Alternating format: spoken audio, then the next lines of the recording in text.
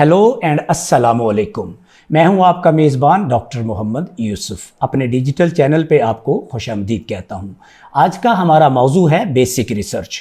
आज हम आपको बताएंगे कि बेसिक रिसर्च क्या होती है, इसे कौन करते हैं, इसको इस्तेमाल कौन करते हैं और ब्रॉडली इसकी कंजम्पशन कहाँ कहाँ होती है। जी वेलकम बैक नाजरीन। आज की हमारी गुफ्तगू का मौजू है kinds of research by use, और इसमें से हम आपको बेसिक रिसर्च के बारे में आज बताएंगे। तो आइए चलते हैं आज के लेक्चर की तरफ।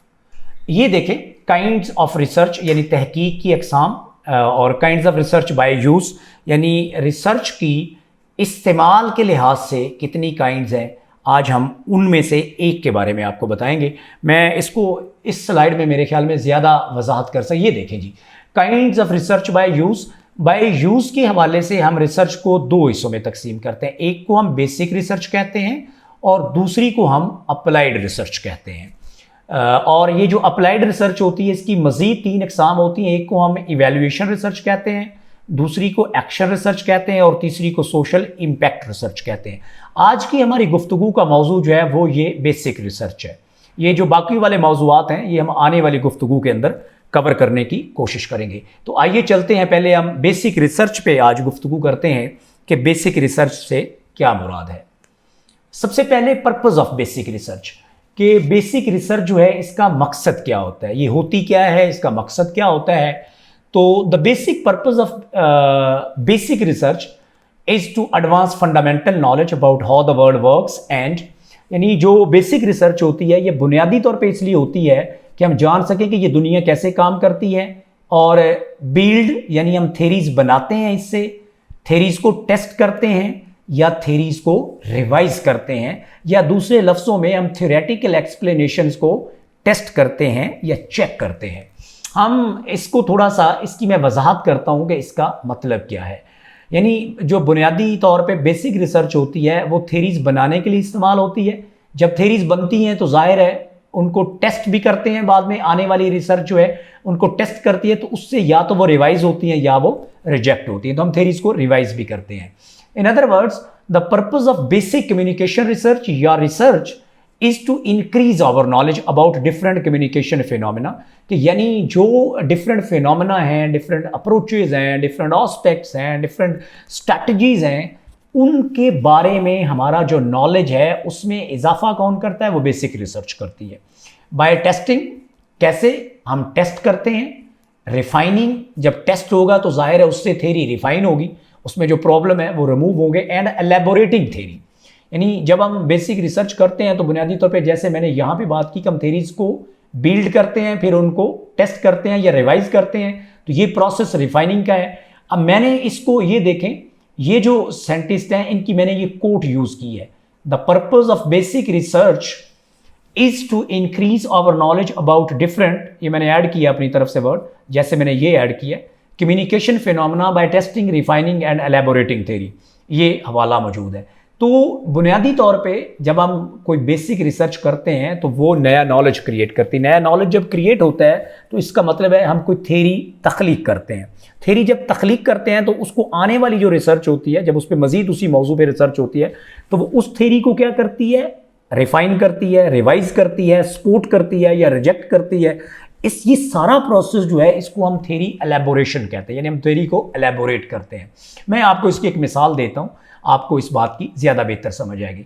ये देखिए, for example uncertainty reduction theory, ये एक थ्योरी है जो हम इंटरपर्सनल कम्युनिकेशन आपस में करते हैं, उसमें जो इब्तदाई मराहल होते हैं उनके दरमियान ये थ्योरी जो है किस किस्म के मसाइल आते हैं, ये थ्योरी इसकी वजाहत करती है।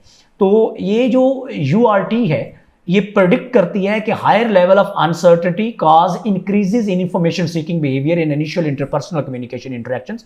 जब अजनबी लोग जिंदगी में पहली बार मिलते हैं तो उनके दरमियान, उनके जहनों में एक दूसरे के लिए बहुत ज़्यादा अनसर्टेनिटी होती है, गैर यकीनी होती है, जिसको कम करने के लिए वो एक दूसरे के बारे में इंफॉर्मेशन चाहते हैं। वो एक दूसरे से सवाल करते हैं, एक दूसरे का नाम पूछते हैं, उनका बैकग्राउंड पूछते हैं, उनकी एजुकेशन पूछते हैं। क्यों? ताकि वो अपनी अनसर्टेनिटी को कम कर सकें। अब इस किस्म की जो रिसर्च होती है इसको हम बेसिक रिसर्च कहते हैं। और बुनियादी तौर पे ये देखें, ये जो थ्योरी है ये हाइपोथेसिस इस थ्योरी से आया है, जो बुनियादी तौर पे ये बताता है कि जब अजनबी लोग पहली बार ज़िंदगी में मिलते हैं तो वो इसलिए एक दूसरे से ज़्यादा सवाल करते हैं क्योंकि वो एक दूसरे के बारे में ज़्यादा जानना चाहते हैं। अब इस आर्गूमेंट को थोड़ा सा आगे लेके चलते हैं कि ये जो बेसिक रिसर्च है ये होती कहाँ पे है, कौन करता है। दूसरे अल्फाज में, it is usually conducted in universities in the form of thesis और डिसर्टेशंस and research papers, conference papers, etc. to create new knowledge and add to the body of existing knowledge. अब जो बेसिक रिसर्च होती है बुनियादी तौर पे ये professors करते हैं, जो यूनिवर्सिटी प्रोफेसर्स होते हैं, इंडिपेंडेंट रिसर्चर्स करते हैं, ग्रेजुएट या अंडर ग्रेजुएट स्टूडेंट करते हैं in the form of thesis. अब थीसिस या डिसर्टेशंस वो होते हैं कि जब कोई भी स्टूडेंट जो है उसको डिग्री मिलने से पहले वो जो फाइनल प्रोजेक्ट करता है, ख़ास तौर पे जो पोस्ट ग्रेजुएट स्टूडेंट होते हैं जो एमफिल या पीएचडी डिग्री करते हैं, वो एक रिसर्च वर्क प्रोड्यूस करते हैं जिसे थीसिस या डिसर्टेशंस कहते हैं। थीसिस जो है उसकी लेंथ ज़ाहिर है छोटी होती है, कम होती है वर्ड्स की, अगर हम बात करें पेजेस या वर्ड्स की। जो डिसर्टेशन होता है वो स्पेशली पीएचडी का होता है और उसमें पेजेस ज़्यादा होते हैं, वर्ड्स भी ज़्यादा होते हैं। इस तरह रिसर्च पेपर्स हैं, जो प्रोफेसर जो हैं वो रिसर्च पेपर लिखते हैं। बुनियादी तौर पे ये हमारा जो नॉलेज है about different aspects of this universe उसको बढ़ाते हैं और नया नॉलेज क्रिएट करते हैं। और ये जो नया नॉलेज होता है वो किसी भी मौजू पे जो पहले से मौजूद नॉलेज होता है उसके अंदर ऐड हो जाता है। जैसे जैसे नॉलेज ऐड होता है to the existing body of knowledge, वैसे वैसे हमारा जो नॉलेज है किसी भी चीज़ के बारे में उसमें इजाफा होता जाता है। हम उसको बेहतर तरीके से अंडरस्टैंड कर सकते हैं, चाहे वो कोई प्रॉब्लम हो, चाहे वो कोई इशू हो, चाहे वो कोई फिनोमेना हो, कोई चीज़ भी हो। जैसे जैसे नया नॉलेज साइंटिस्ट क्रिएट करते हैं वैसे वैसे उन चीज़ों को अंडरस्टैंड करने में हमारी मदद होती है। अब इसको देखते हैं कि ये जो हम बेसिक रिसर्च करते हैं इसको बुनियादी तौर पे यूज़ कौन करता है, इसकी ऑडियंस कौन होती है। The scientific community is its primary audience, यानी हम ये कह सकते हैं कि जो बेसिक रिसर्च होती है या एकेडमिक रिसर्च जिसे कहते हैं, उसका जो सबसे बड़ा कंज्यूमर होता है, उसको जो इस्तेमाल करने वाले होते हैं वो साइंटिफिक कम्युनिटी होती है। और मैं आप ये सोच रहे होंगे कि साइंटिफिक कम्युनिटी क्या होती है, मैं इसकी थोड़ी सी वजाहत कर देता हूँ। The scientific community is a loose collection of professionals who share training, ethical principles, values, techniques and career paths. अब ये साइंटिफिक कम्युनिटी होते हैं, ये प्रोफेशनल्स होते हैं किसी भी फील्ड में, और हर फील्ड की साइंटिफिक कम्युनिटी डिफरेंट होती है।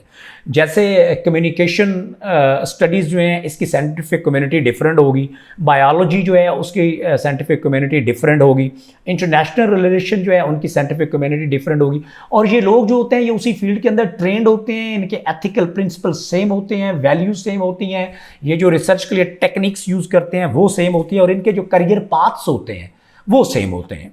और the core of the scientific community is made up of researchers who conduct studies on full time और regular basis, usually with the help of assistants, many of whom और graduate students. और बुनियादी तौर पे चूँकि जो ऑडियंस ये जो एकेडमिक रिसर्च है ये प्रोफेसर्स करते हैं यूनिवर्सिटी के अंदर, तो कोर क्या होती है, वो रिसर्चर्स होते हैं। अब ये यूनिवर्सिटी में भी हो सकते हैं, इंडिपेंडेंट भी हो सकते हैं, ये फुल टाइम रिसर्चर्स होते हैं। और इनको असिस्ट कौन करते हैं, इनके स्टूडेंट्स जो ग्रेजुएट, खासतौर पे एमफिल या पीएचडी के स्टूडेंट होते हैं, वो इनको हेल्प करते हैं।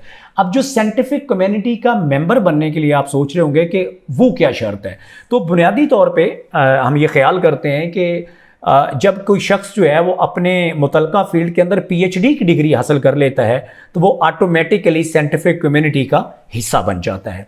तो बुनियादी तौर पे जो साइंटिफिक कम्युनिटी है, जब भी कोई बेसिक रिसर्च जो है या एकेडमिक रिसर्च पब्लिश होती है तो उसको जो पढ़ते हैं लोग, जो साइट करते हैं, जो कोट करते हैं अपने काम के अंदर, वो लोग जो होते हैं वो बुनियादी तौर पे साइंटिफिक कम्युनिटी होती है, साइंटिफिक कम्युनिटी के मेंबर्स होते हैं।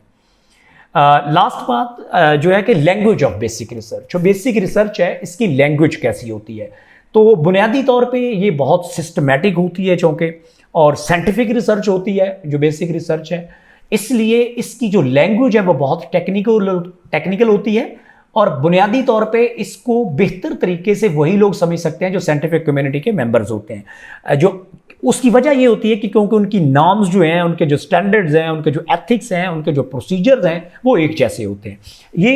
ये जो रिसर्च है, ये आम तौर पे जो आम लोग होते हैं, लेमैन होता है, उसको समझने में बहुत दुश्वारी होती है, वो उसको अच्छी तरह से समझ नहीं सकता। मैं इसको एक मिसाल से थोड़ा सा एलैबोरेट कर देता हूँ। कंसीडर, ये देखें, ये मैंने एक, ये नीचे वाला, ये वाला जो इक्तबास है, ये मेरा ही एक पेपर है अपने कुलीग्स के साथ। ये नीचे उसका हवाला दिया, मैं इसकी वजाहत करता हूँ। मैंने उसमें से एक इक्तबास लिया है आपको ये बताने के लिए कि ये रिसर्च क्यों सिस्टमेटिक होती है और क्यों इसकी जो लैंग्वेज है वो बहुत टेक्निकल होती है, जिसको आम लोग समझ नहीं सकते। ये देखें ज़रा, ये अब एक एनालिसिस है, एक छोटा सा पीस है जो मैंने पेपर से लिया है। The independent sample t test was conducted to compare ethnocentrism score for Pakistani and Chinese students. Its results indicate that there is a significant difference between Pakistani, अब ये देखें, ये एम लिखा हुआ, इसका मतलब मीन होता है, और ये एस टी लिखे, इसका मतलब स्टैंडर्ड डिविएशन होता है।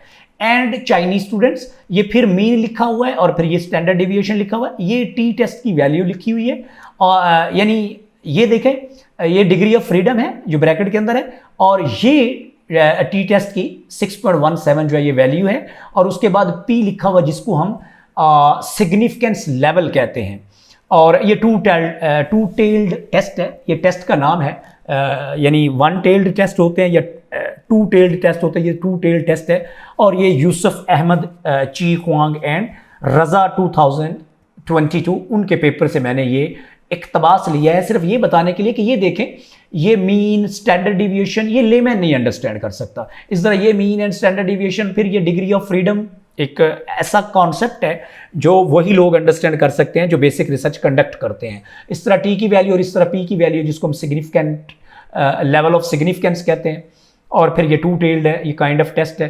तो ये इक्तबास जो है ये बड़ी अच्छी तरीके से वजाहत करता है कि जो बेसिक लैंग्वेज की बेसिक रिसर्च की लैंग्वेज होती है वो बहुत टेक्निकल होती है, और इसको साइंटिफिक कम्युनिटी के मेंबर ही आसानी के साथ समझ सकते हैं। आम लोगों को समझना ज़रा इसको दुश्वार होता है। तो ये मैंने नीचे उसकी वजाहत लिख दी कि it's very technical language and common people can't understand it, only members of scientific community can understand it. क्योंकि साइंटिफिक कम्युनिटी के जो मेंबर्स होते हैं उनको ये समझना मुश्किल नहीं होता, क्योंकि उनके प्रोसीजर्स एक जैसे होते हैं, मेथड्स एक जैसे होते हैं, एथिकल वैल्यूज़ एक जैसी होती हैं, और उनके एवेल्यूएशन के प्रोसीजर जो है वो भी एक जैसे होते हैं। तो ये जो है जी आज की गुफ्तगू है, उम्मीद है आपको पसंद आई होगी, और अगर आपको पसंद आए तो अपना फीडबैक ज़रूर दीजिएगा। Please like, share and subscribe my YouTube channel, ताकि मेरी आने वाले जितने लेक्चर्स हैं वो आपको बर वक्त मिल सकें।